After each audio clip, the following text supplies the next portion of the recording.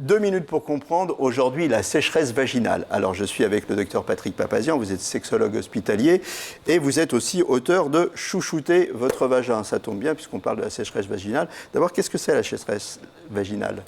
Je crois que les femmes qui nous regardent savent bien, c'est quand le vagin, qui normalement est une cavité humide, est sec et c'est source d'inconfort, de douleur, en dehors de la sexualité et encore plus au moment de la sexualité. D'accord. Donc il est humide parce qu'en fait, il lubrifie et c'est ce lubrifiant qui va faciliter les rapports, hein, c'est ça ? Alors oui, il y a deux types de lubrification. Il y a la lubrification naturelle en dehors de la sexualité, liée au microbiote et notamment aux lactobacilles qui font leur travail dans le vagin et qui rendent cette cavité humide.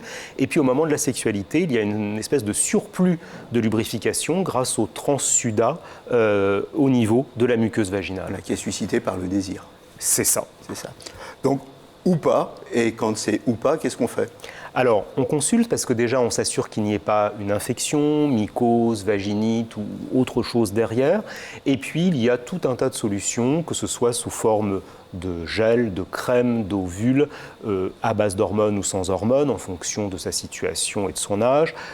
Beaucoup de choses peuvent être faites. Et puis, pendant la sexualité, on choisit également un bon lubrifiant, si nécessaire, avec son partenaire. D'accord, donc ce n'est pas une fatalité, il y a beaucoup de choses qui peuvent être faites et il faut pas, ça ne doit pas être un facteur bloquant en fait. Surtout pas, et puis ça peut être aussi l'occasion de se remettre en question sur son hygiène et ses habitudes de vie qui peuvent être à l'origine de ces problèmes de sécheresse récurrents.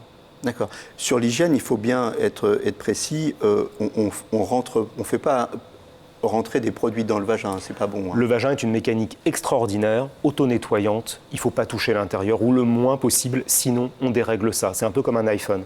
Voilà, il ne faut pas y toucher. Je ne sais pas si ça procure les mêmes plaisirs. À très bientôt.